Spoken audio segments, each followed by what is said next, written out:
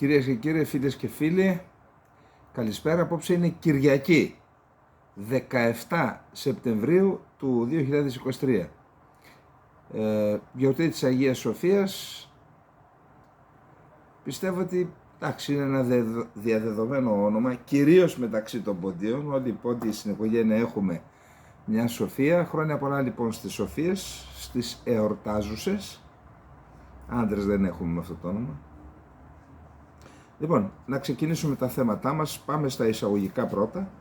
Καταρχάς, να πούμε έβγε σε αυτούς που είχαν την πρωτοβουλία, στον Υπουργό Εξωτερικών, στην κυβέρνηση, γιατί αποφάσισε παρά τα τεράστια προβλήματα που έχουμε στη Θεσσαλία να στείλει ανθρωπιστική βοήθεια στην Λιβύη. Από ό,τι διαβάζω, βλέπω, μ' ακούω, έχουμε στείλει και στρατιωτικούς γιατρούς, φαρμακευτική, ανθρωπιστική βοήθεια στην Τέρνα και σε άλλες περιοχές πιθανόν.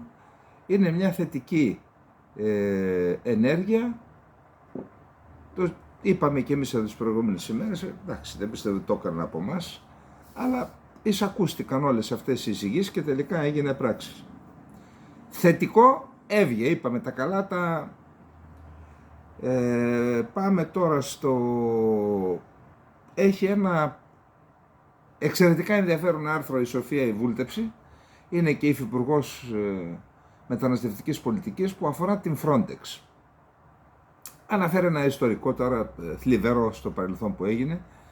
Ακούστε, είχα πάει μια φορά στη Σάμο για μια ομιλία, με κάλεσαν εκεί ο αντιπεριφερειάρχης και ρώτησα τι γίνεται με την Frontex. Μου λέει σε αυτή, λέει, ήταν κάτι από τις βαλτικές χώρες. Είχαν νομίζω ελικόπτερο, πετούσαν και έκαναν πάνω στα θαλάσσια σύνορα, έκαναν περιπολίες για να δουν αν έρχονται σκάφη. Λέει λοιπόν ότι τότε το ραντάρ της Ντάτσα τους προειδοποιούσε ότι είστε σε τουρκικό εναέριο χώρο, τα γνωστά που αμφισβητούν τον εναέριο χώρο της περιοχής. Τους έγραφαν, δεν λέω τώρα, στα περάσματα στα παπούτσια. Τι θέλω να πω. Η Frontex είναι στην ουσία αυτό που τόσα χρόνια επιδιώκαμε.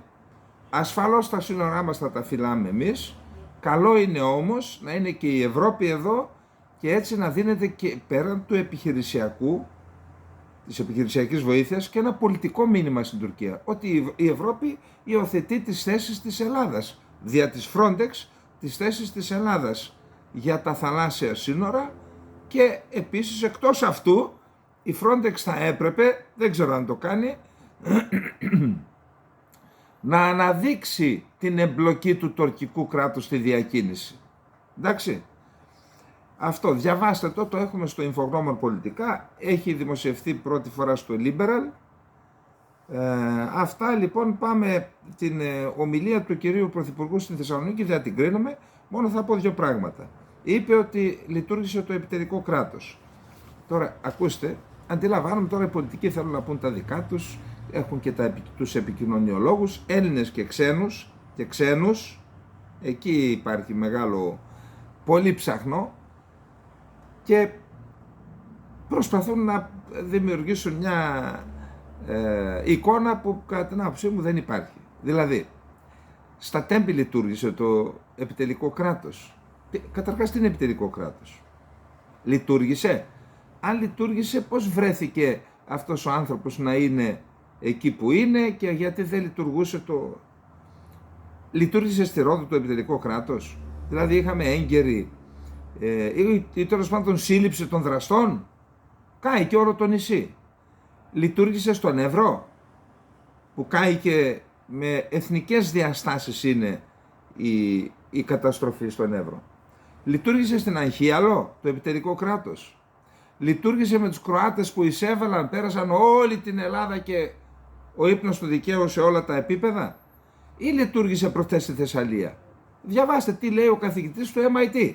Λέει, αφού είχατε προβλέψεις, θα έπρεπε να έχετε πάρει μέτρα. Τώρα ακούστε. Εντάξει, δεν λέω. Υπάρχουν άνθρωποι που είναι τυφλωμένοι κομματικά και ό,τι τους λένε το πιστεύουν. Ναι, αλλά μην μας περνάτε για πρόβατα. Εντάξει. Σκεφτείτε να μην λειτουργούσε το επιτελικό κράτος. Τι θα παθαίναμε δηλαδή? Όχι, για πέστε μας, αν δεν λειτουργούσε το επιτελείο, τι θα παθαίναμε? Και μια άλλη πολιτική, τι να πω τώρα, ανοησία. Περίπου με υπερηφάνεια, λέει, 2.500 αστυνομικοί αποδεσμεύονται και θα φυλάνε, λέει, τους πολίτες που είχαν τώρα ψηλά πρόσωπα, τι είχαν, και τους μισούς τους δικού μου τους διώχνουν. Καλά, μετά από 4 χρόνια ξυπνήσατε και ανακαλύψατε ότι αυτοί εδώ πέρα κάνουν παρεργό. Τόσο σας παίρνει για να καταλάβετε το λάθος? Στις 4 χρόνια, 4,5? Και εντάξει, το ανακαλύψατε. Πρέπει να το φωνάζετε κιόλας. Να πείτε ότι εμείς, παιδιά, είμαστε βραδιφλεγείς, βραδίνοες. Μετά από 4 χρόνια καταλαβαίνουμε το λάθος που κάναμε. Γιατί δεν το κάνατε σιωπηρά και το φωνάζετε κιόλας? Για να δείξετε ποιοι είστε? Ότι επί 4 χρόνια μας δουλεύατε? Ο Στέφανος Μάνος έγραψε ένα σημείωμα για το θέμα αυτό. 50 εκατομμύρια το χρόνο όλοι μας στοίχιζαν αυτοί. Επί 4 χρόνια 200 εκατομμύρια. Που φύλαγαν ανθρώπους που δεν έπρεπε να φυλάνε. Λοιπόν, εντάξει, μην περνάτε τον κόσμο για πρόβατα. Εντάξει, μπορεί να μας δουλέψατε αρκετά χρόνια, αλλά δεν. Τόνις Σταφυλίδης έγραψε ένα σχόλιο και λέει ότι τόσα χρόνια από την Επανάσταση, καταρχάς ο κύριος Σταφυλίδης κάνει ένα λάθος. Λέει, οι μεγάλες δυνάμεις μας βοήθησαν να νικήσουμε την αυτοκρατορία την Οθωμανική και από εκεί και μετά διεκδικούσαν τα ανταλλάγματα. Δεν είναι έτσι. Όχι. Οι μεγάλες δυνάμεις είχαν το δόγμα της εδαφικής ακεραιότητας της Οθωμανικής Αυτοκρατορίας όταν οι δικοί μας ξεκίνησαν την Επανάσταση εδώ. Και τότε τους θεωρούσαν και τρομοκράτες μάλιστα, όπως σήμερα θεωρούν τους Κούρδους. Οι δικοί μας λοιπόν έχισαν το αίμα τους. Ο Κολοκοτρώνης, χωρίς να θέλω να μειώσω άλλους, αλλά αυτή η στρατηγική διάνοια της εποχής που τον έχουμε αδικημένο έτσι μέχρι σήμερα, αυτή η στρατηγική διάνοια της εποχής, καταλαμβάνοντας την Τριπολιτσά, το στρατιωτικό, πολιτικό, εμπορικό κέντρο, διοικητικό κέντρο της Πελοποννήσου, και κρατώντας την, αποτρέποντας να την ανακαταλάβουν, δημιούργησε συνθήκες, επειδή η Πελοπόννησος είναι νησί, επειδή έχει τη συγκεκριμένη γεωμορφολογία, δημιούργησε συνθήκες που μπορούσαν να οδηγήσουν στην αυτονομία και στην ανεξαρτησία. Και από εκεί και μετά σου λέει, ρε παιδιά, εδώ θα κάνει κανένα κράτος αυτός, αυτοί οι τρελοί. Για να πάρουμε θέση να έχουμε και έτσι μας κατσικώθηκαν στο κεφάλι όλοι τους, Άγγλοι, Γάλλοι και Ρώσοι, και από τότε αποτέλεσαν και την μεγάλη πληγή για τα δεινά που έχει υποστεί η πατρίδα μας. Αυτά λοιπόν, και λέει στη συνέχεια ότι φοβούνται τη συμμαχία 2 ορθόδοξα κράτη, Ελλάδας με τη Ρωσία, οι Άγγλοι, και έχουμε υποστεί. Εντάξει, πρέπει να ξέρουμε το εξής, ότι υπήρχε ένα σχέδιο απελευθέρωσης της Ελλάδας από τον Μεγάλο Πέτρο, 18ο αιώνα, 1700 τόσο. Αυτό όμως δεν σημαίνει ότι ο Μεγάλος Πέτρος ήθελε να απελευθερώσει την Ελλάδα. Μπορεί να είχε και κάποια ιδεαλιστικά χαρακτηριστικά, βασικά όμως την ήθελε να εκμεταλλευτεί το Ορθόδοξον για λόγους εθνικούς, για τα ρωσικά εθνικά συμφέροντα, όχι για να έχουμε 2 ισότιμα μέλη, Ελλάδα και Ρωσία, και να πάμε σαν Ορθόδοξοι. Όχι έτσι, εντάξει. Και είναι και γνωστό της Έλυση ότι η Ρωσία επιθυμεί να κατακτήσει, να ελέγξει το Οικουμενικό Πατριαρχείο και τα άλλα πατριαρχία και να είναι η Ρωσία εθνικά κυρίαρχη δύναμη στην Ορθοδοξία. Άρα αφήστε λοιπόν, ούτε με τους Ρώσους ούτε με τους Αμερικανούς, δεν λέω ότι θα είμαστε μόνοι στον κόσμο, όχι. Θα έχουμε συμμαχίες τέτοιες που να εξυπηρετείτε το εθνικό σχέδιο, το έχουμε, και τα εθνικά μας συμφέροντα. Με όποιους πρέπει. Εντάξει, αυτά, κύριε Σταφυλίδη. Πάμε. Ένας άλλος φίλος, δεν θέλει να πούμε το όνομα. Πρώτα θα ήθελα να σας εκφράσω τις ειλικρινείς ευχαριστίες και τη βαθιά μου εκτίμηση για το ενημερωτικό σας έργο Συλλήβδιν. Σας παρακολουθώ συχνά. Πριν από αρκετούς μήνες αναφερθήκατε σε μία επίσκεψη που έκαναν παλιότερα Αμερικανοί στην Τανάγρα, στην ΕΑΒ. Δεν έκαναν επίσκεψη. Επί Κωνσταντίνου Μητσοτάκη, πρώτη κυβέρνηση του Μητσοτάκη, ανατέθηκε το management της ΕΑΒ σε αμερικανική εταιρεία. Εκεί λοιπόν, μεταξύ αυτών και ένας φίλος μου, είχαν αναπτύξει τη βόμβα λέιζερ, πρωτοποριακή για την εποχή. Είχαν κάνει, πριν έρθουν οι Αμερικανοί, είχαν κάνει και δοκιμές, επιτυχίες 100%, και όταν ήρθε το αμερικανικό management είπε, κλείνουν αυτά τα τμήματα της ανάπτυξης και της τελειώσαμε, εσείς θα είστε εδώ για να συναρμολογείτε, εγώ κάνω το management για να συναρμολογείτε. Και τον φίλο μου που είχε αναπτύξει, είναι εν ζωή, αεροναυπηγός, που είχε αναπτύξει τη βόμβα λέιζερ, τον έδιωξαν. Όταν ξαναήρθε το Πασόκ, τον ξαναπήραν πίσω. Εντάξει, αυτό. Μας λέει λοιπόν τώρα ο φίλος, αυτό είχα πει πριν μερικές εκπομπές. Έρχομαι τώρα σε δική μου πληροφορία. Το 1982 περίπου αντικαταστάθηκαν, έγινε αλλαγή management, οι αυστριακοί προϊστάμενοι στην Στάγερ, μετέπειτα ονομάστηκε Έλβο, Ελληνική Βιομηχανία Οχημάτων, και ήρθαν Έλληνες πρόεδρος και γενικός διευθυντής. Στην εναρκτήρια ομιλία τους προς το προσωπικό, οι Έλληνες, τώρα έγινε το ανάποδο εδώ, δήλωσαν μεταξύ άλλων τα εξής: εσείς δεν χρειάζεται σεμινάρια κτλ. Χρειάζεται Κατσαβίδη και Πένσα. Φαίνεται ότι τίποτα δεν είναι τυχαίο στην Πανανία μας, ακόμη και τόσο απλής κουβέντας. Τέλος πάντων, είπα όμως ότι αυτό δεν είναι το ίδιο. Άλλο θα εννοούσε ο πρόεδρος, και τότε ξέρετε ήταν μπιπμένοι οι Πασόκοι που πήραν την εξουσία, ποιος ξέρει τι σκεφτόντουσαν, και είπανε τι σεμινάρια και τέτοια, Κατσαβίδη και Σφυρί. Όχι, δεν είναι, άλλο θέμα. Ο Αμερικανός άλλο. Δεν ήθελε η Ελλάδα να αναπτύξει τη δικιά της αμυντική βιομηχανία, τα δικά της σύγχρονα όπλα, διότι όταν έχεις δικά σου σύγχρονα όπλα, τότε λες και όχι. Λες, εγώ δεν το κάνω αυτό, διότι αυτό πλήττει τα συμφέροντά μου. Όταν τα παίρνεις όλα απ' έξω, γίνεσαι υποχείριο. Λοιπόν, πάμε τώρα εδώ, άλλος φίλος, Νίκος Ευσταθιάδης. Λέει πολλά ο Νίκος. Ονομάζομαι Νίκος Ευσταθιάδης. Γεια σου αγαπητέ Σάβα, και είναι η πρώτη φορά που επικοινωνώ μαζί σου. Ζητώ συγγνώμη για τον ελληνικό, αλλά επειδή παρακολουθώ ανελιπώς τις εκπομπές σου χρόνια τώρα, σε νιώθω σαν πολύ κοντινό μου άνθρωπο, αν και δεν γνωριζόμαστε. Θα ήθελα να σου πω πολλά, αλλά δεν θέλω να καταχρηστώ τον πολύτιμο χρόνο σου, ούτε να σε κουράσω. Λέει, θα ήθελα να σε ευχαριστήσω εκ μέρους όλων μας, ακόμα και αυτών που δεν το συνειδητοποιούν. Εντάξει, τώρα μη λέμε, Νίκο, υπερβολές, που μας δίνει τη γνώση που αποκτάς, που μελετάς, που φιλτράρεις, που έχεις αποκτήσει από τις εμπειρίες σου, έτοιμη, δομημένη, μασημένη και δωρεάν. Η αξία όλων των παραπάνω που κάνεις είναι ανεκτήμητη, είναι αδιανόητη. 1000 ευχαριστώ, 1.000.000 ευχαριστώ, θα έπρεπε να σου λένε όλοι. Λοιπόν, και αναπτύσσει ένα προβληματισμό που είναι πολύ ενδιαφέρον ο κύριος Ευσταθιάδης, Νίκος Ευσταθιάδης. Λέει, πώς είναι δυνατόν, λέει, να δίνουμε λευκή επιταγή στην κυβέρνηση, στην όποια κυβέρνηση, να την ψηφίζουμε και για 4 χρόνια, ασχέτως των λαθών που κάνει, της διαφθοράς, να μην μπορούμε, να μην υπάρχει ένας θεσμοθετημένος τρόπος να ελέγχουν οι ψηφοφόροι και όχι η Βουλή.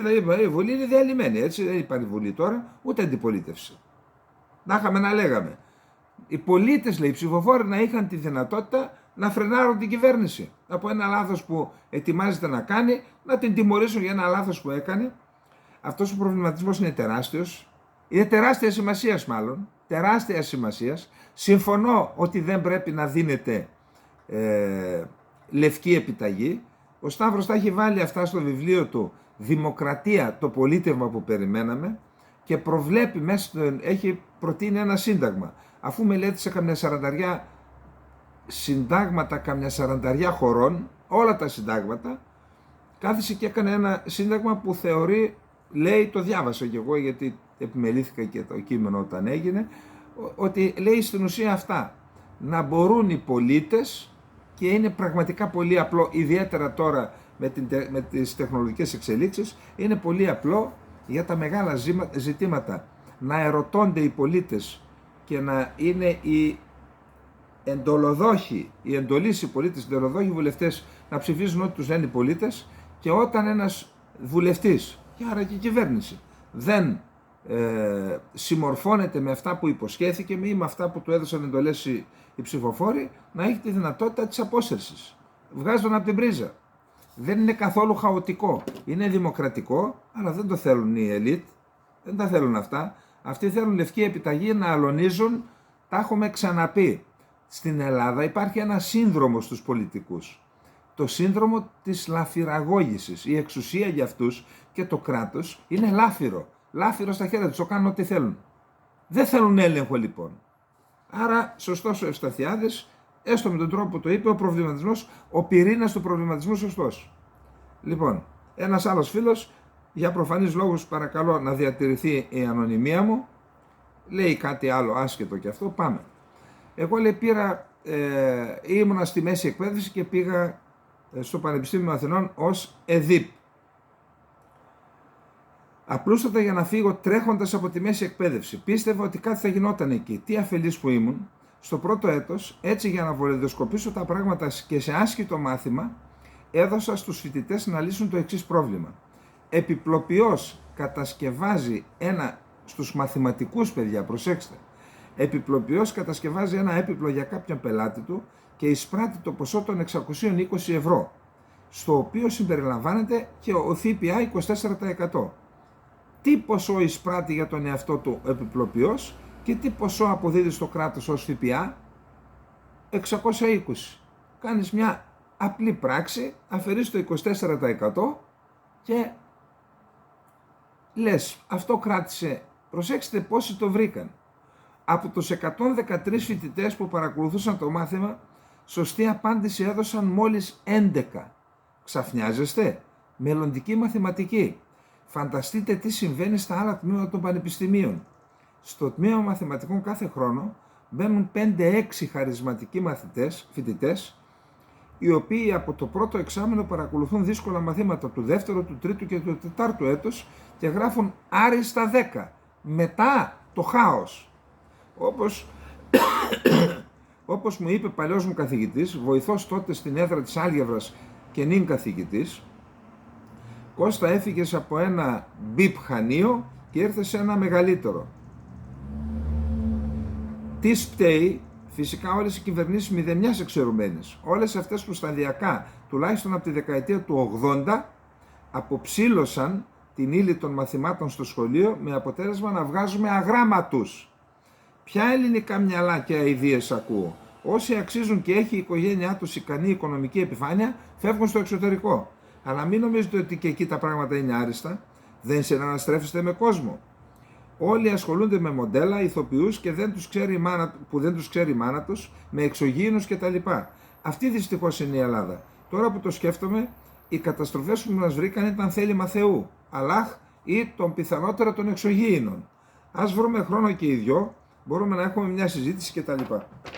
Εντάξει, να έρθεις, πάρε ένα τηλέφωνο εδώ φίλε, στην κυρία Κεσίδου που γιορτάζει σήμερα και κανόνισε ένα ραντεβού να τα πούμε. Λοιπόν, πάμε. Οι προβληματισμοί των σχολιαστών, των φίλων της εκπομπής είναι ενδιαφέροντες. Είδα μερικές επιστολές γερουσιαστών προς την κυβέρνηση και λένε επιταχύνεται την παράδοση των ατάκαμες, των πυράβλων ατάκαμες βεληνικούς, νομίζω περίπου 300 χιλιόμετρων, εδάφος, την παράδοση στην Ουκρανία. Από ό,τι διάβασα σε ρωσικές πηγές, οι ουκρανικές επιθέσεις συνεχίζονται. Και χθες δηλαδή συνεχίστηκαν βασικά σε 3 μέτωπα. Στο μέτωπο του Μπαχμούτ επιμένουν εκεί, θα σας πω τι στρατό έχουν συγκεντρώσει εκεί οι Ρώσοι. Άρα στο μέτωπο του Μπαχμούτ επιμένουν, έχουν δώσει πολύ μεγάλο βάρος οι Ουκρανοί. Στο μέτωπο του Ντονιέτσκ, εκεί είναι και η πρωτεύουσα της ομώνυμης περιφέρειας, και στο μέτωπο της Ζαπορίζια. Εκεί υπάρχουν προβλήματα, θα τα δούμε παρακάτω. Στη Ζαπορίζια λοιπόν είναι αυτή η σέχουσα, δηλαδή έχουν κάνει μια λέξη που δεν είναι επιτελική, μια σφήνα στην αμυντική γραμμή των Ρώσων. Ξεκίνησαν από το Ρέχοβο, πέρασαν στο Ρομπότελο και πάνε νοτιότερα.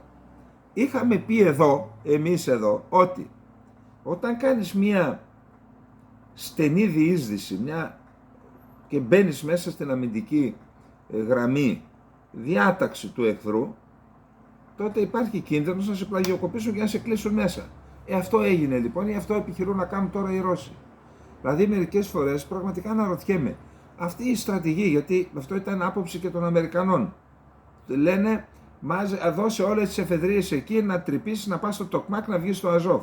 Μα και να βγεις στο Αζόφ, αν έχεις ένα διάδρομο 5 χιλιόμετρων, μπορεί να κάνει ο άλλος μία προέλαση, να σε αποκόψει, να σε κλείσει εκεί μέσα και να σε λιώσει. Θέλω να πω ότι αποδεικνύεται και οι Ρώσοι έκαναν όχι πεδαριώδη λάθη, εγκληματικά λάθη στις πρώτες φάσεις του πολέμου. Εκεί που πήγαν να κάνουν μια διάβαση του ποταμού και έφυγε ένα ολόκληρο τάγμα. Εξαφανίστηκε.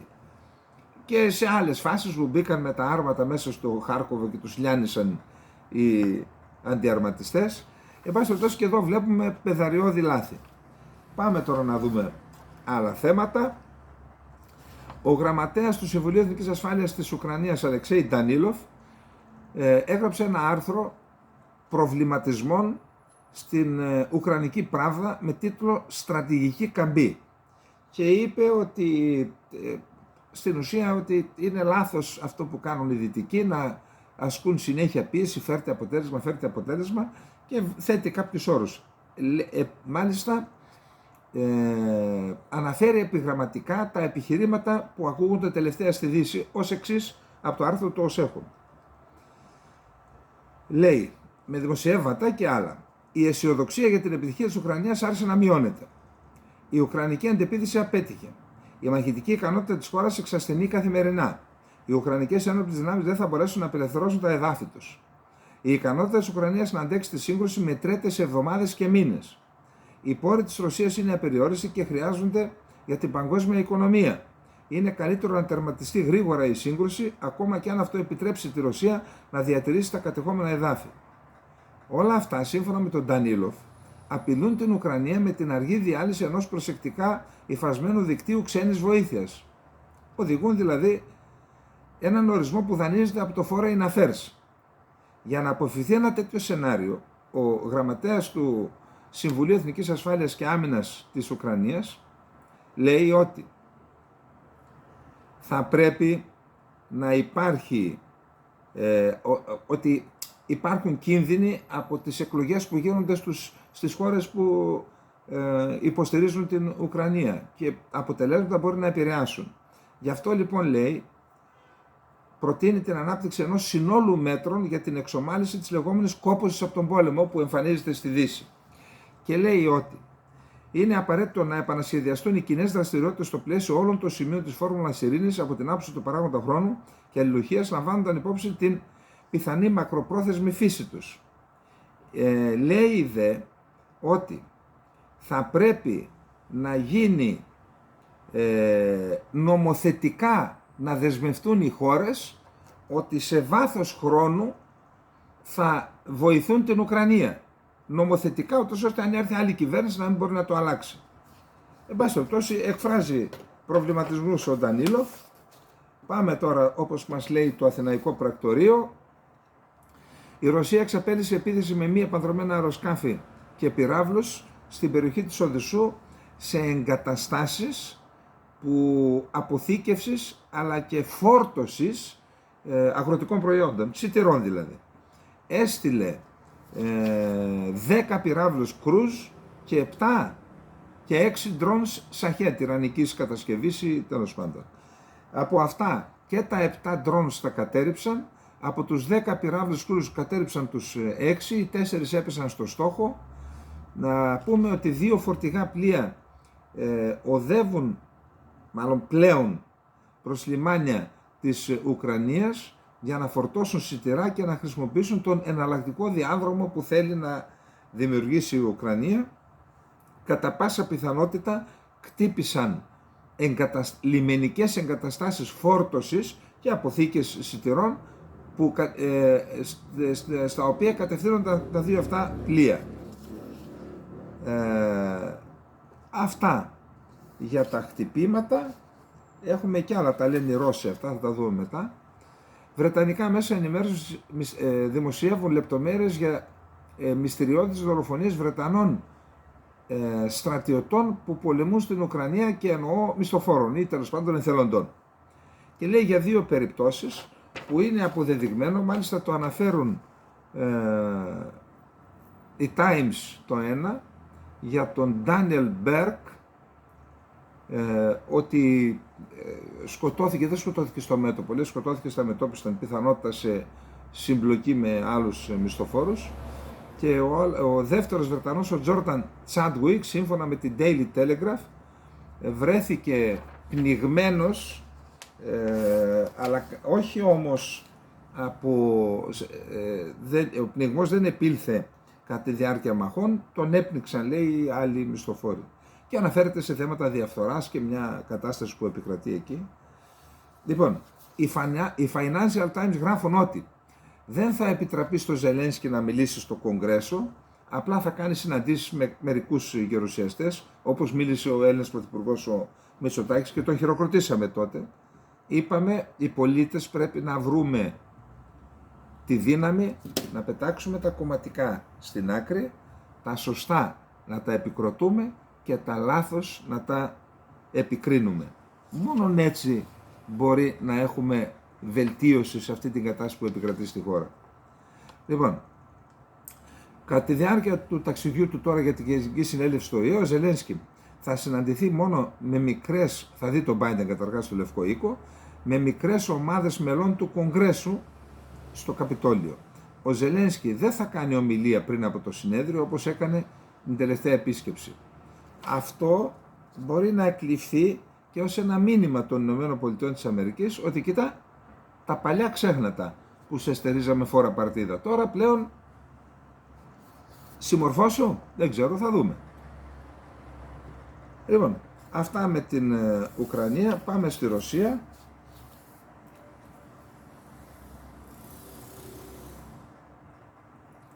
Λοιπόν, τα Σκόπια απελάβνουν 3 Ρώσους διπλωμάτες διανάρμοστων συμπεριφοράν, ξέρετε τώρα, έκαναν τα γνωστά κόλπα. Αυτά γινόταν και θα γίνονται, δεν υπάρχουν τώρα. Όλες οι διπλωματικές αντιπροσωπείες κάνουν κατασκοπία. Τι να κάνουν δηλαδή, να παίζουν πασιέντζα, όλων των χωρών. Σημειώνεται ότι τον τελευταίο 1,5 χρόνο τα Σκόπια έχουν απελάσει 14 Ρώσους διπλωμάτες. Σκεφτείτε τι γίνεται εκεί. Έτσι είναι οι μεγάλες χώρες. Ο Κιμ Γιονγκ-ουν, πώς το λένε αυτόν, της Βόρειας Κορέας, αναχώρησε από την ρωσική Άπο Ανατολή με το θωρακισμένο τρένο του να περάσει στη χώρα του από αυτήν την δίωδο στα σύνορα μήκους 17 χιλιόμετρων. Από εκεί υπάρχει σιδηροδρομική γραμμή. Να περάσει, να πάει στη χώρα του και θα δούμε τα αποτελέσματα αυτής της επίσκεψης.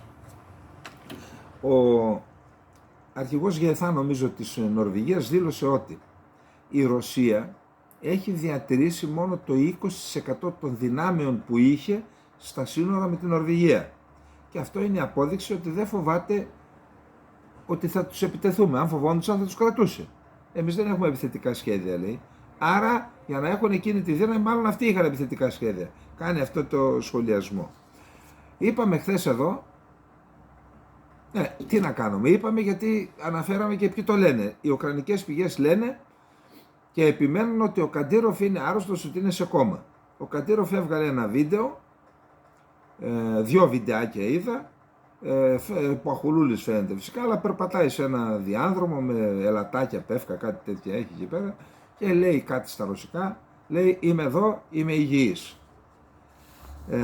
Διαβάζω άρθρα που λένε ότι φέτος η συγκομιδή ήταν από τις καλύτερες στη Ρωσία στα σιτηρά, έχει τεράστια αποθέματα σιτηρών και πλέον η Ρωσία είναι αυτή που κανονίζει και καθορίζει τις τιμές παγκοσμίως στα σιτηρά. Λέγεται μάλιστα ότι και οι επιχειρηματίες και οι αγρότες που ασχολούνται με την σιτοπαραγωγή, αλλά και η Ρωσία θα βάλει στα ταμεία της πολλά λεφτά από το εμπόριο σιτηρών. Όσον αφορά τον Μπαχμούτ που σας είπα πριν από λίγο, είδα ότι λέει η στρατιωτική διοίκηση βόρειας περιοχής, χωρίς να λέει ποιανή, μάλλον της Ουκρανίας, λέει ότι στον Μπαχμούτ υπάρχουν 52.000 Ρώσοι στρατιώτες, 274 άρματα, 150 πυροβόλα και 120 MLRS, πολλαπλοί εκτοξευτές, για να προστατέψουν τον Μπαχμούτ. Αντιλαμβάνεστε ότι αν πάμε στο 3 προς 1, ένα αμυνόμενος, 3 επιτιθέμενος, εδώ θέλει 150.000 κόσμο για να καταλάβουν οι Ουκρανοί τον Μπαχμούτ.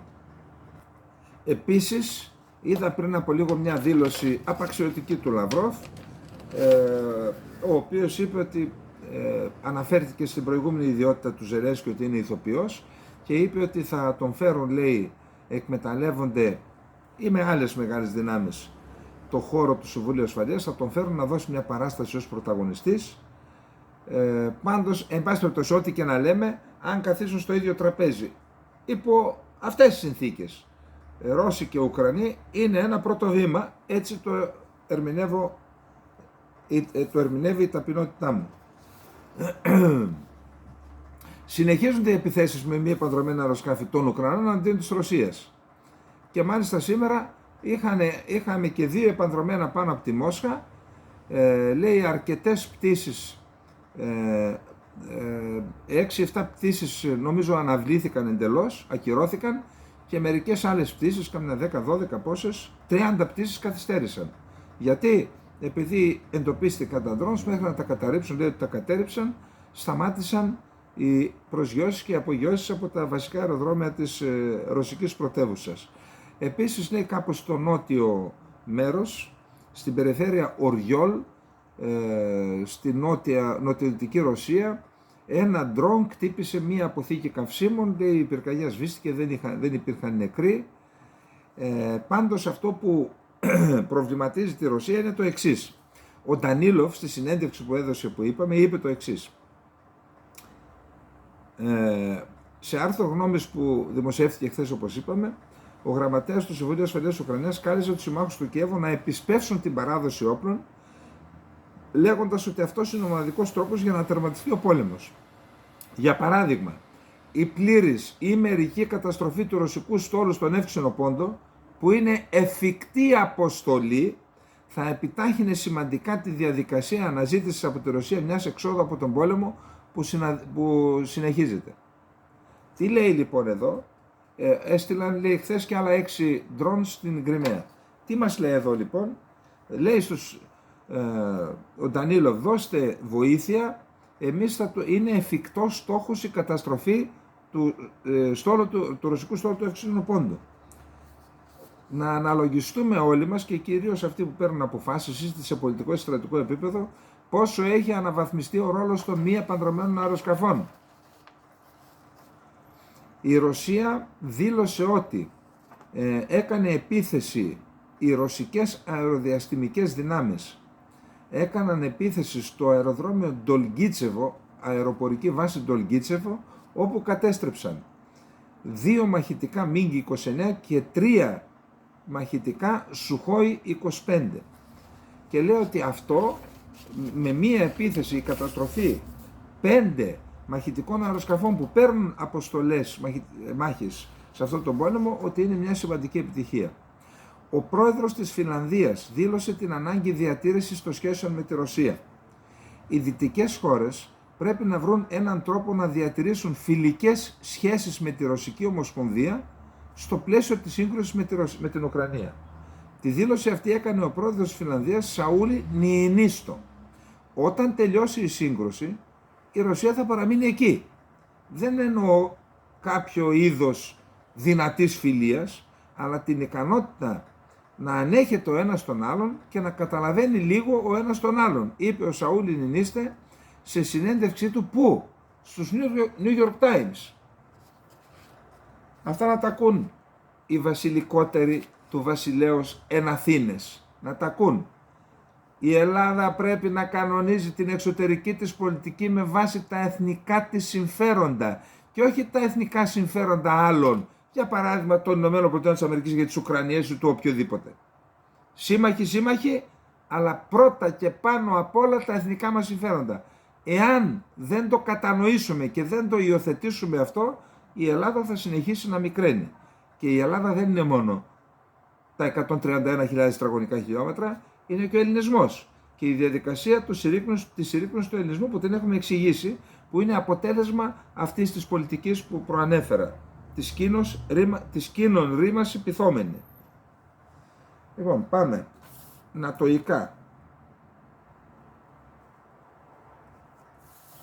Ο Γενικός Γραμματέας του ΝΑΤΟ, Στόλτεμπεργκ, δήλωσε ότι η Ουκρανία αργά ή γρήγορα θα ενταχθεί στη συμμαχία, αλλά δεν ξέρουμε πότε θα γίνει αυτό.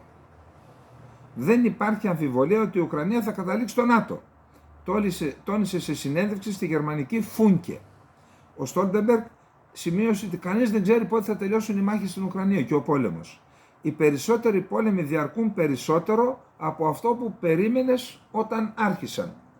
Όλοι θέλουμε ως εκ τούτου πρέπει να είμαστε προετοιμασμένοι για ένα μακρύ πόλεμο στην Ουκρανία. Όλοι θέλουμε μια γρήγορη ειρήνη. Δήλωσε πάντως ότι κατά τη γνώμη του, εάν η Ουκρανία σταματήσει να πολεμά, θα πάψει να υπάρχει. Και αν η Ρωσία σταματήσει τις εχθροπραξίες, τότε θα υπάρξει ειρήνη, είπε ο Στόλτεμπεργκ. Όταν τελειώσει αυτός ο πόλεμος, χρειαζόμαστε εγγυήσεις ασφαλείας για την Ουκρανία. Διαφορετικά, η ιστορία, η επίθεση της Ρωσίας δηλαδή, θα επαναληφθεί. Λοιπόν, τώρα, μία ρωσική νίκη στη βόρεια στρατιωτική περιοχή του ΝΑΤΟ θα είναι καταστροφή για τις Ηνωμένες Πολιτείες. Αυτό αναφέρθηκε στην αμερικανική εφημερίδα Los Angeles Times, στην δυτική ακτή.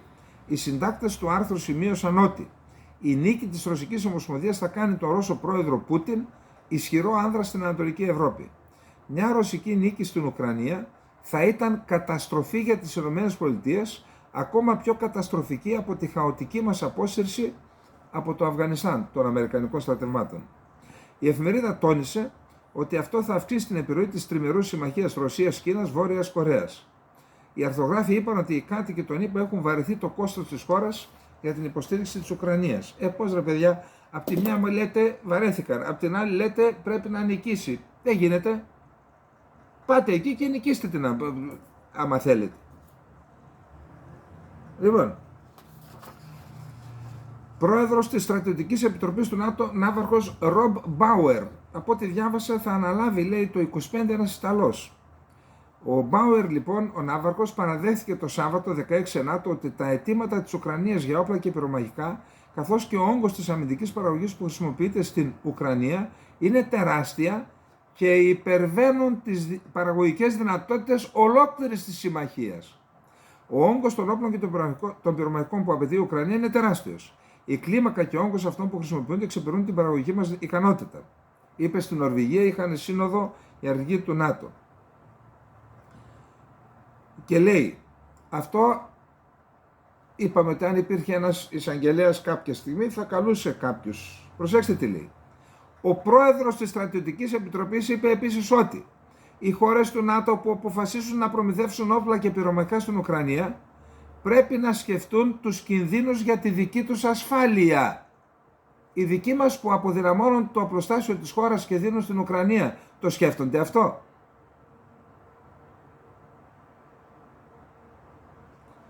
Λοιπόν, και τέλος, από τα ανατοϊκά, αμερικάνικα, ετοιμάζουν την Ουκρανία εδώ και χρόνια να πολεμήσει με τα χέρια και το σώμα τους για να επιφέρουν μια στρατηγική ήττα στη Ρωσία.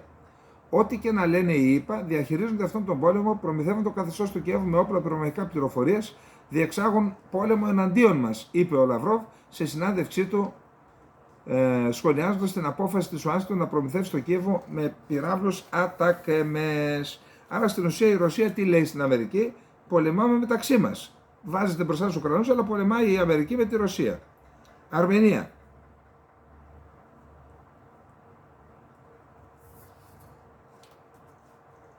Ξέρετε, τώρα υπάρχει ένα πρόβλημα. Καταρχάς, η Αρμενία δεν έχει αναγνωρίσει την Τουρκία, τα σύνορά της με την Τουρκία, γιατί θεωρεί ότι η Μεγάλη Αρμενία βρίσκεται μέσα στο έδαφος της σημερινής Τουρκίας.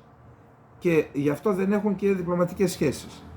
Επίσης δεν έχουν αναγνωρίσει τα σύνορά τους μεταξύ τους η Αρμενία με το Αζερβαϊτζάν.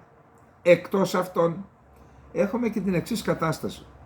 Το 1988, όταν ήταν σε κατάσταση αποσύνθεση η Σοβιετική Ένωση, το Ναγκόρνο Καραμπάχ ήταν μια αυτόνομη περιοχή μέσα στα όρια της Σοβιετικής Σοσιαλιστικής Δημοκρατίας του Αζερβαϊτζάν, προτού γίνει ανεξάρτητο κράτος. Δεν το γνωρίζω, αλλά άνθρωποι που γνωρίζουν τα σοβιετολόγοι μου είπαν ότι υπήρχε πρόβλεψη στο Σύνταγμα της Σοβιετικής Ένωσης ότι αν πάψει να υπάρχει Σοβιετική Ένωση, οι οντότητες αυτές είχαν δικαίωμα να ζητήσουν την ανεξαρτησία τους. Το Καραμπάχ λοιπόν λέει: εγώ φεύγω από το Αζερβαϊτζάν, γίνομαι ανεξάρτητο. Ακολουθεί πόλεμος. Στον πόλεμο εισβάλλει το Αζερβαϊτζάν και οι αρκετά χωριά. Πήγα και είδα, κάψαν και το ελληνικό χωριό. Υπήρχε και ένα ελληνικό χωριό, ένα απίστευτο πράγμα. Πάνω τελευταίο στο βουνό ένα χωριό, ιδρύθηκε πριν από περισσότερο από 200 χρόνια και αυτό Μεχμανά λέγεται. Όταν πήγα είχε 5-6 κατοίκους, γιατί το έκαψαν. Οι Αζέροι έφτασαν και το έκαψαν. Αυτοί εκμεταλλεύονταν μία φλέβα χρυσού που υπήρχε εκεί, έκαναν εξόρυξη του χρυσού και στο παρακάτω αρμενικό χωριό υπήρχαν οι τεχνίτες οι οποίοι δούλευαν με το χρυσό και έκαναν κοσμήματα. Εκεί λοιπόν το κατέστρεψαν, μετά αντεπιτέθηκαν οι Αρμένοι του Καραμπάχ και κατέλαβαν συνολικά το 20% της Αρμενίας. Είδαν τα κατεχόμενα εδάφη όλα αυτά. Όπως καταλαβαίνετε έγιναν αγριότητες και από τις δύο πλευρές. Τώρα πόλεμος.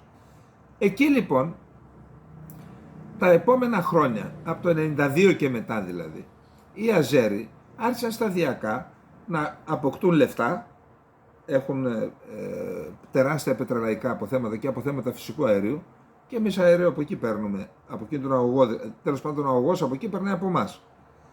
Και έκαναν εξυγχρονισμό του στρατού τους, η Αρμενία αποκοιμήθηκε, έμεινε με τα παλιά και είπαμε ότι πότε ακριβώς έγινε, το Σεπτέμβριο του 20, 27 Σεπτεμβρίου του 20 άρχισαν την επίθεσή τους. Στον εξυγχρονισμό του στρατού του Αζερβαϊτζάν βοήθησαν το Ισραήλ, γιατί το Ισραήλ θέλει να έχει μια βάση στο Αζερβαϊτζάν, να μπορεί να επιχειρεί εκεί εναντίον του Ιράν σε περίπτωση που γίνει κάποιος πόλεμος. Και έτσι εξυγχρονίστηκε, κέρδισε φυσικά το Ισραήλ, εκατοντάδες εκατομμύρια δολάρια, μπορεί και παραπάνω και δις. Τους έδωσε και μη επανδρομένα αεροσκάφη, αυτά τα drone καμικάζι. Οι άλλοι έμειναν στα παλιά και έτσι μέσα σε 2 μήνες είδαμε ότι οι Αζέροι πήραν τα εδάφη που είχαν καταλάβει οι Αρμένοι του Ναγκόρνο Καραμπάχ, πήραν και ορισμένα εδάφη της αναγνωρισμένης επικράτειας του Ναγκόρνο Καραμπάχ και τους έκοψαν και το διάδρομο του Λατσίν. Και όχι μόνο αυτό, έχουν και σχέδιο να κάνουν το διάδρομο του Ζαγκεζούρ, να ενώσουν το Αζερβαϊτζάν με τον Ναχιτσεβάν και με την Τουρκία και να ενωθεί έτσι ο τουρκικός κόσμος. Μας λέει εδώ τώρα ο Πασινιάν, καταρχάς προχθές μας είπε ο Πούτιν ότι ο Πασινιάν αναγνώρισε ότι το Καραμπάχ είναι έδαφος του Αζερβαϊτζάν. Τώρα μας λέει ότι μέχρι τέλος του έτους θα υπογράψουμε ειρηνευτική συμφωνία με το Αζερβαϊτζάν. Σημειωτέων ότι το Αζερβαϊτζάν έχει συγκεντρώσει δεκάδες χιλιάδες στρατό στα σύνορα και με τον Ναγκόρνο Καραμπάχ και με την Αρμενία και επίσης έχουμε μεγάλη συγκεντρώση, έχω δει βίντεο στρατευμάτων του Ιράν εκεί, το οποίο είπε ότι δεν θα επιτρέψουμε να κάνετε το διάδρομο του Ζαγκεζούρ και να αποκόψετε την γεωγραφική συνέχεια, επαφή του Ιράν με την Αρμενία. Λοιπόν, αυτά είναι και τα θέματα της Αρμενίας. Πάμε στο Μαλί.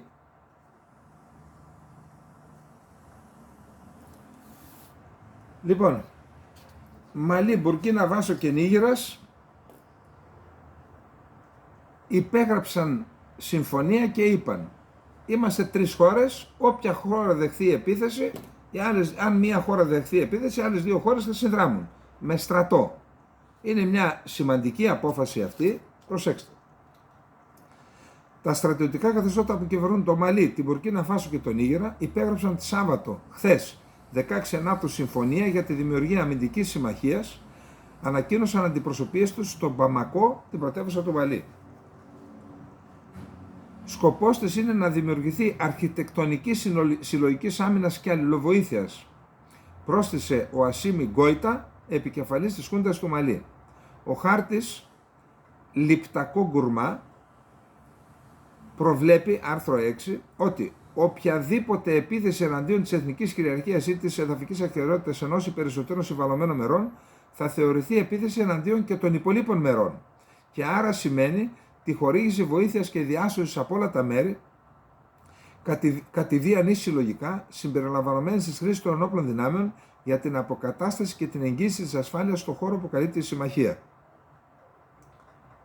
Η συμμαχία αυτή θα αποτελέσει σύζευξη των στρατιωτικών και οικονομικών προσπαθειών των τριών χωρών, δήλωσε σε δημοσιογράφους ο Υπουργός Άμυνας του Μαλί, Αμπτουλάε Ντίοπ. Λοιπόν, τώρα να πούμε ότι αυτές οι τρεις χώρες, που σε αυτή την περιοχή υπήρχε μια άλλη πρωτοβουλία της Γαλλίας, να τη διαβάσουμε λίγο εδώ, ήταν η συμφωνία G5 Sahel. Ήταν οι τρεις χώρες, δηλαδή Μαλί, Μπουρκίνα Φάσο, Νίγερας, Τσάντ και Μαυριτανία. Τη συγκροτήθηκε αυτή η ομάδα το 2017 για να καταπολεμήσουν την Ισλαμιστική τρομοκρατία. Τώρα στην ουσία δεν υπάρχει, αφού έφυγαν οι τρεις χώρες. Η Γαλλία είναι ο μεγάλος χαμένος. Δεν μπορώ να καταλάβω πώς η Γαλλία, μια χώρα, ένα κράτος ισχυρό, μόνιμο μέλος του Συμβουλίου Ασφαλείας του ΟΗΕ, πυρηνική δύναμη, με εμπειρία στις επιχειρήσεις στο εξωτερικό, με ισχυρές υπηρεσίες πληροφοριών, άφησε την κατάσταση να φύγει από τα χέρια της. Κατά την άποψή μου, επειδή έχει πάρει από αυτές τις χώρες, περισσότερα πήρε από όσα έδωσε, θα μπορούσε μέσω παροχών να προλάβει τις καταστάσεις. Αλλά τα παλιά απεικιοκρατικά μυαλά εδώ οδηγούν. Τραμπ. Λοιπόν, ο Τραμπ επικεντρώνει τις προσπάθειές του στην παραπομπή του Biden. Δηλαδή πρόταση μορφής να παραπεμφθεί ο Biden στο Κογκρέσο. Εκεί είπαμε χρειάζονται τα 2/3, δεν πρόκειται να τον αποπέμψουν από την θέση του Προέδρου, αλλά εν πάση περιπτώσει θα τον φέρω σε δύσκολη θέση, γιατί όσο συζητούνται αυτά τα πράγματα σε επιτροπές, βγαίνουν χαρτιά, βγαίνουν. Εν πάση περιπτώσει, στο πλαίσιο αυτό είχε ένα γεύμα με την Marjorie Taylor Greene. Είναι στενή πολιτική του σύμμαχος. Η βραδιά στο πολυτελές Club Golf του Τραμπ στο Bentmister του New Jersey του έδωσε την ευκαιρία να επανασυνδεθεί με την ακροδεξιά πολιτικό μέλος της Βουλής των Αντιπροσώπων στη Τζόρτζια. Λέει λοιπόν ότι η βουλευτής ήταν αυτή που ήταν πιο επιθετική και έθεσε στον Τραμπ ένα θέμα ιδιαίτερο ενδιαφέροντος. Η Γκριν επανέφερε το ζήτημα της προσπάθειας μερίδας Ρεπουμπλικανών για κατάθεση πρότασης μορφής κατά του Προέδρου Biden, πιθανότερο αντιπάλο του Τραμπ στις προεδρικές εκλογές. Τον ενημέρωσε για τη στρατηγική που θα ήθελα να ακολουθήσουμε για την πρόταση μορφής, είπε η Γκριν, μιλώντας τηλεφωνικά στους Times. Το δείπνο του Τραμπ με την Γκριν πραγματοποιήθηκε μόλις 2 ημέρες αφού προτού ο Ρεπουμπλικανός πρόεδρος της Βουλής των Αντιπροσώπων Κέβιν Μακάρθι ανακοινώσει την απόφασή του για διεξαγωγή έρευνας γύρω από τον Biden με σκοπό την παραπομπή του ενώπιον του Κογκρέσου. Ο Μακάρθι υποχώρησε έτσι στις ασφυκτικές πιέσεις που του ασκούσαν από τη δεξιά πλευρά του κόμματός του. Δεν ήθελε ο Μακάρθι, έφαγε πίεση. Τέλος πάντων, γίνονται διαδικασίες, λόμπι, φανερά, κρυφά, στον κόλπο των Ρεπουμπλικάνων, ούτως ώστε να εξουδετερωθούν αυτοί οι οποίοι λένε, ρε παιδιά, δεν έχουμε στοιχεία εναντίον του Biden, τα διαβάζω δηλαδή, έτσι λένε, να επικρατήσουν οι σκληροί και να έχουμε αυτή τη διαδικασία εις βάρος του Biden.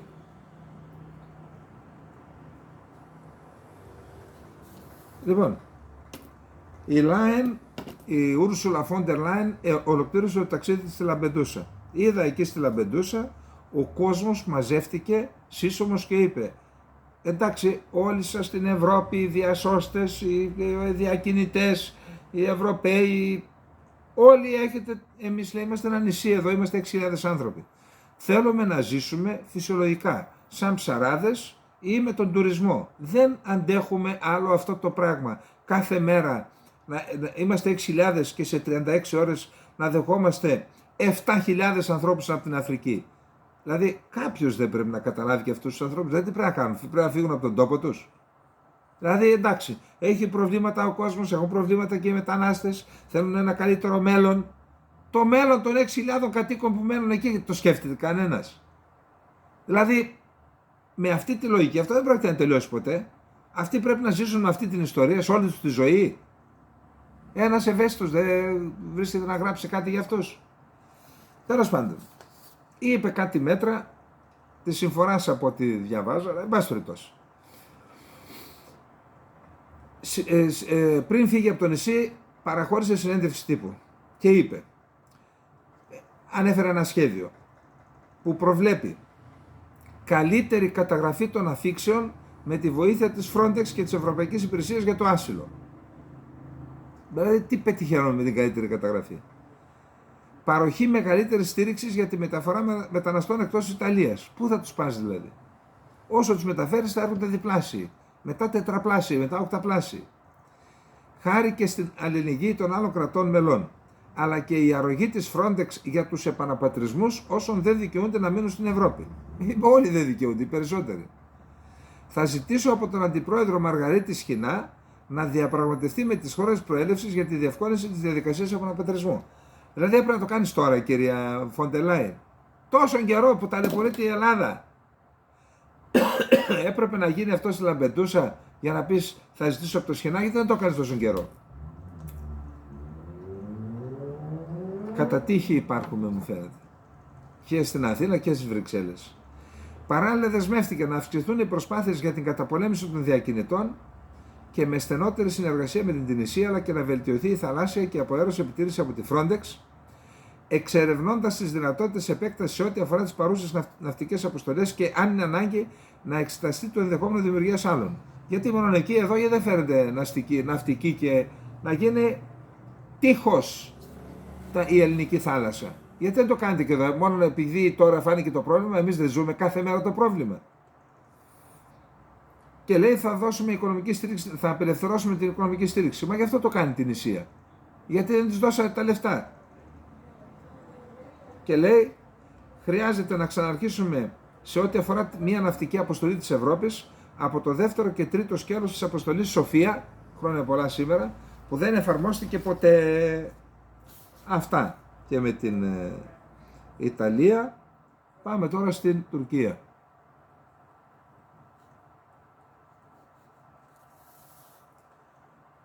Από ό,τι διαβάζω, συνεχίζονται οι επιθέσεις της Τουρκίας και στο Βόρειο Ιράκ και στη Συρία. Διαβάζω σχεδόν κάθε μέρα με μη επανδρομένα αεροσκάφη δολοφονούν ανθρώπους. Προσέξτε, όχι ενόπλους. Άλλος είναι δήμαρχος, άλλος είναι αντιδήμαρχος, άλλος είναι πολιτικός τέλεχος. Τους βαφτίζουν όλους τρομοκράτες, πετάει το μη επανδρομένο αεροσκάφος, ένα αυτοκίνητο. Εδώ όμως πρέπει να δούμε κάτι.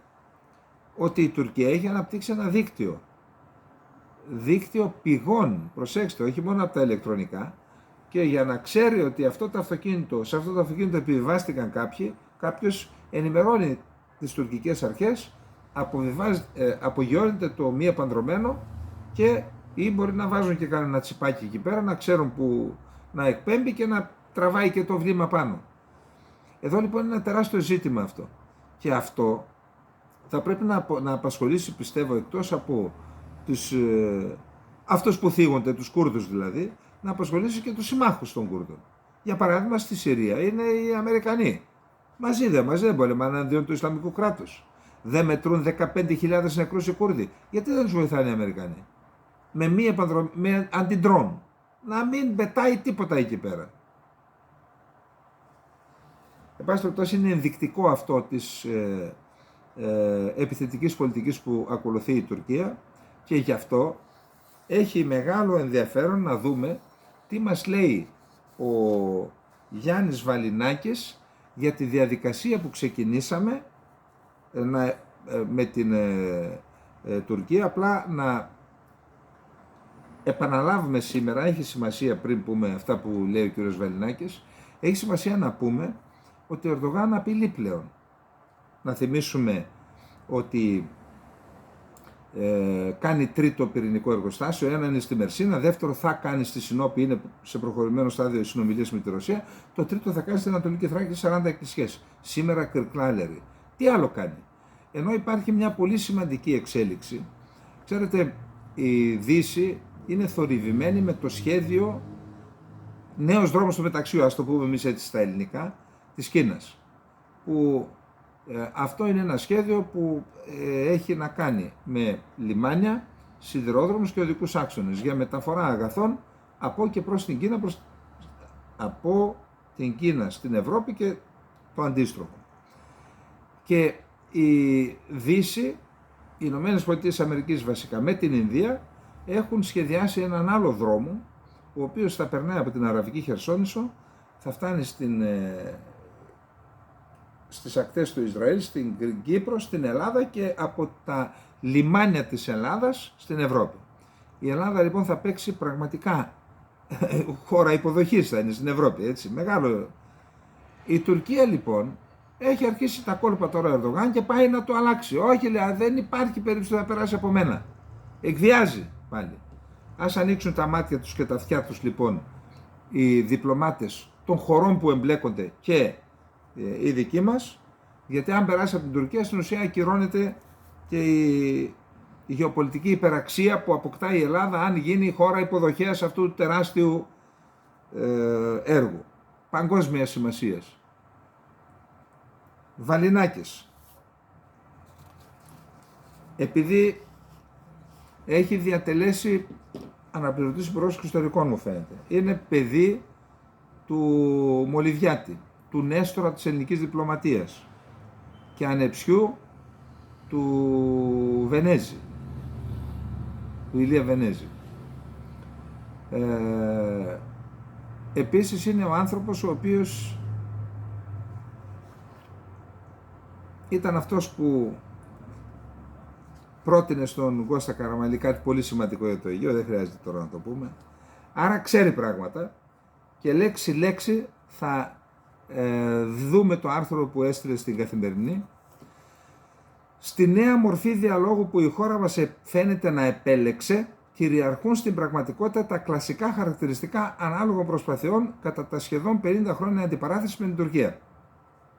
Όμως οι διεκδικήσεις της γείτονος συν το χρόνο αυξάνονταν αυτά τα 50 χρόνια και τελικά όλα τα σχήματα συνομιλιών εγκαταλείφθηκαν ως ατελέσφορα. Είναι γι' αυτό ίσως χρήσιμη μια συνοπτική ενδοσκόπησή τους και συσχέτιση με τις στρατηγικές επιδιώξεις των δύο πλευρών. Και αυτό γιατί το κέριο ζήτημα ενός διαλόγου δεν είναι η χρησιμότητά του ή μη, αλλά η πλέον συμφέρουσα μεθόδευσή του ώστε να αποκομίσουμε τα μέγιστα εθνικά κέρδη. Διμερείς διαπραγματεύσεις, διότι περί αυτών πρόκειται, παρά την πολιτικά πιο έφευτη ονομασία διάλογος, διμερείς διαπραγματεύσεις κάνουμε, διεξάγονται επί δεκαετίες, σε όλα τα επίπεδα και με σχεδόν κάθε νοητή μορφή. Η χώρα μας επιδιώκει ως γνωστόν τη δικαστική διευθέτηση μέσω συνυποσχετικού. Η Τουρκία όμως αποδέχεται την προσφυγή στη Χάγη μόνο με θεματολογία στα μέτρα της. Για παράδειγμα, προκρίνει τη δίκαιη οριοθέτηση σε βάρος της μέσης γραμμής και τις εξαιρέσεις του δικαίου της θάλασσας εις βάρος των κανόνων. Να μην ισχύσουν οι κανόνες, να ισχύσουν οι εξαιρέσεις. Αυτά να μπουν στο συνυποσχετικό δηλαδή. Σαφής είναι σε κάθε περίπτωση η προτίμησή της στον διάλογο, όπου θεωρεί ότι σαφώς υπερτερεί. Πρώτον, επειδή συνδέει έντεχνα το τραπέζι με το πεδίο, με τη χρήση απειλών και την άσκηση ενεχόμενης βίας, απέναντι σε μια χώρα που προκρίνει την ηρεμία της, ήσυχα καλοκαίρια δηλαδή. Δεύτερον, επειδή ξεδιπλώνει μια δεκάδα αναθεωρητικών διεκδικήσεων απέναντι σε ένα συνομιλητή που κυρίως αμήνεται, ελπίζοντας ότι αυτές με κάποιο μαγικό τρόπο θα εξαφανιστούν. Συνεπώς, η νέα αναβάθμιση του διαλόγου από το υπηρεσιακό στο πολιτικό επίπεδο ούτε πρωτόγνωρη είναι, ούτε στερείται κινδύνων. Οι λεγόμενες διαρευνητικές επαφές, προϊόν της ήττας στα ήμια, επέτρεψαν επί 21 χρόνια στην Άγκυρα να καταθέτει οποιαδήποτε συνήθως αναθεωρητική θεωρία της και στην Αθήνα να ισχυρίζεται ότι συζητάει αποκλειστικά για οριοθέτηση υφαλοκρηπίδας ΑΟΣ. Υπήρξαν όμως και κερκόπορτες. Αφού δυστυχώς εξωθηθήκαμε από την Άγκυρα σε έμεση συζήτηση μονομερών διεκδικήσεών της μέσω της ανταλλαγής επιστολών στον ΟΗΕ, για παράδειγμα στρατιωτικοποίηση των νησιών. Αφού λοιπόν εξαντλήθηκε μετά 64 γύρους συνομιλιών η διερεύνηση των εκατέρωθων θέσεων, τώρα διαρρέει η πληροφορία ότι ο διάλογος εισέρχεται πλέον στην ουσία, χωρίς όμως περαιτέρω διευκρινήσεις ή νέες ιδέες. Ποια είναι η ουσία δηλαδή?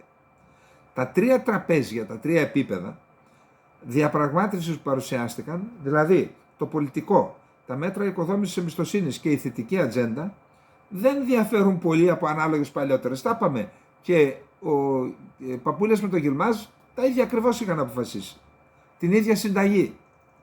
Εκτός αν τα στρατιωτικά ΜΟΕ και ο μηχανισμός αποσυμπίεσης μέσω ΝΑΤΟ, που συμφωνήθηκε στην κρίση του 2020 με το Ρους Ρέις, οδηγήσουν σε μια έμεση συζήτηση για να καθησυχαστούν οι τουρκικές ανησυχίες αναφορικά με τα πλέον σύγχρονα, δίθεν επιθετικά, οπλικά συστήματα των νησιών μας. Τι μας λέει δηλαδή? Ότι στο πλαίσιο των ΜΟΕ η Ελλάδα θα κληθεί να αποσύρει τα όπλα που η Τουρκία θεωρεί επιθετικά από τα νησιά. Το θέμα της αποστρατιωτικοποίησης είναι πιθανότατα το κρισιμότερο απ' όλα, δεδομένης της αναβάθμισης του από την Άγκυρα σε όχημα αμφισβήτησης όλων των ανατολικών νησιών μας. Κρίσιμη παράμετρος του διαλόγου είναι και η επιμονή του Ερντογάν να διεξάγεται χωρίς παρεμβάσεις τρίτων. Άλλο πάλι και αυτό, σαν να μείνει σε κράτος δηλαδή. Τα κράτη έχουν συμμαχίες, συμμετέχουν σε οργανισμούς.